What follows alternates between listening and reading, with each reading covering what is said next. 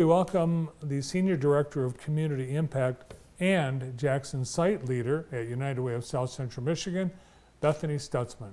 Hi, Bethany. Hello, how's it going? Good, nice to see you. It's good to see you too. And congratulations. Thank you. You were promoted. Yes. Yes. Yes. So, yeah. So I'm the Senior Community Impact Director and Site Leader in Jackson now.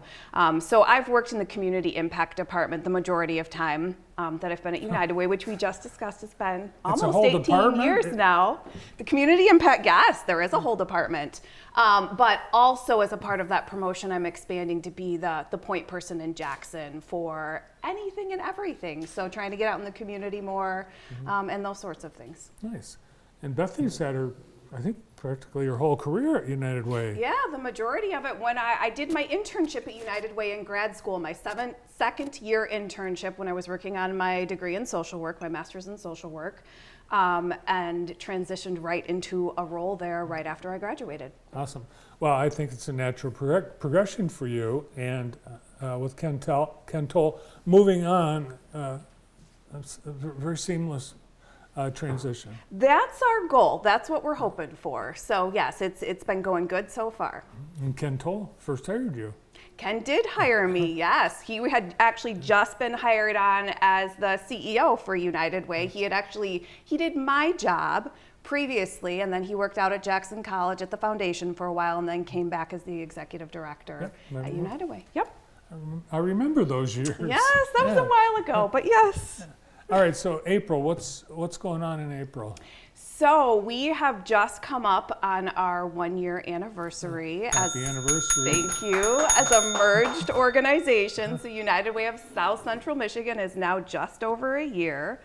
So, there's some things that have gone really well in the last year. We definitely have had a lot of great support as we've worked through our merger and have definitely started to realize some of the benefits of merging, things like being a larger entity and having access to some foundation grants and other grants that we wouldn't otherwise have as Jackson, because sometimes you need to be a larger region to go after some of those larger funds.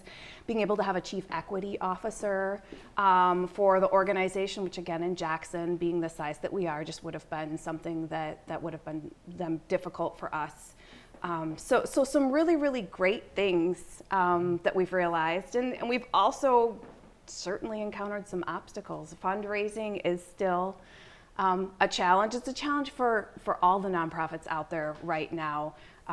So that definitely has been a challenge. I think given the fact that we merged, we're probably experiencing less of a challenge than we otherwise would have. But definitely running into some obstacles there, and also just trying to get out in the community more, right? So now we're post-COVID era, right? I had a doctor's appointment the other day, and I didn't have to wear a mask at my doctor's office. That was the first time. So in this post-COVID era, there's starting to be more events and things like that going on.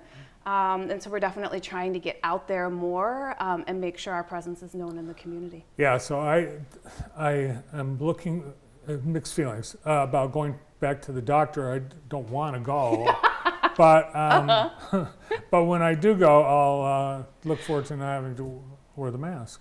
Right. Yeah. Well, as long as your doctor's office is similar to mine, I don't know. My kids, they still, last time I took them in, they did still. So, so the doctor or the nurse, they get to, it's up to them. And patients can, it's personal choice, but it's not mandatory anymore.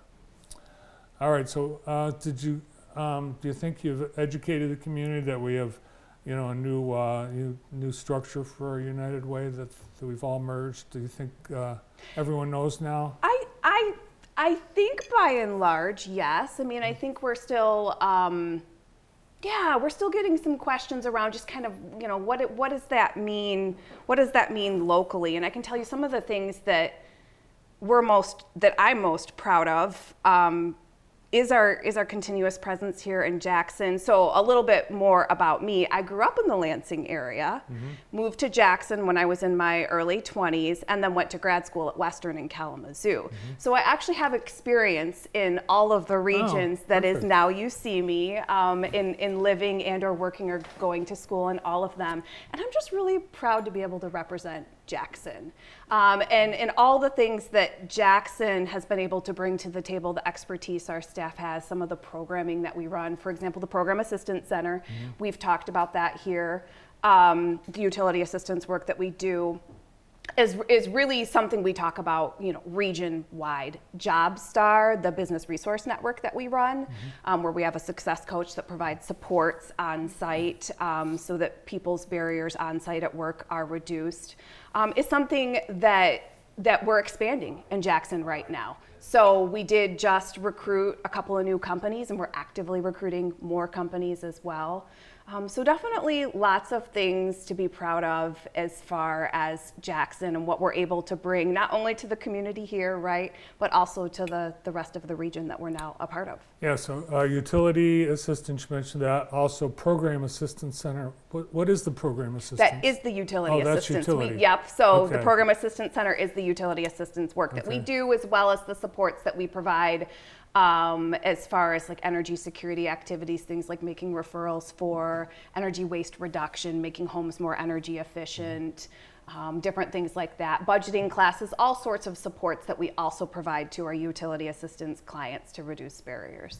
So we'll see more of Bethany Stutzman in the community. Yes. That's one of your goals. What else are we going to see in the next few months from UW? Yeah, so the ALICE report, which we've also talked about here. So ALICE is an acronym for Asset Limited, Income Constrained, Employed.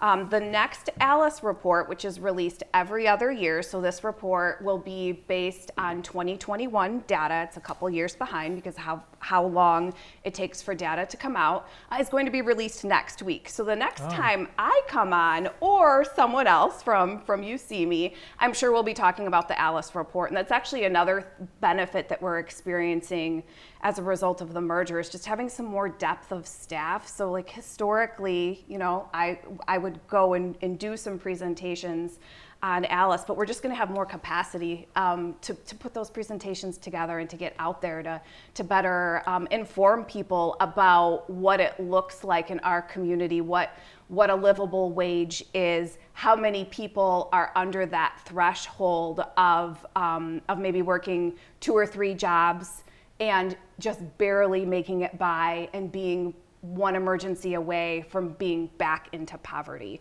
And so armed with that data, I think there's a lot of education and good things that we can do in the community. And so definitely we'll be hearing more about that coming up. Yeah, so ALICE is an acronym Yes. for Asset. Limited, Income Constrained, Employed. So the way I see it, it's people who are living paycheck to paycheck. Yes. Yep. And just they're on the edge. It could, but that's all they think about. Exactly. Right. So when all you're doing day to day is struggling to make sure that you can keep the bills paid, to keep the roof over your Keeps kids' you up head, at night. it keeps you up. It's stressful. You don't have a lot of time and energy to put into anything else.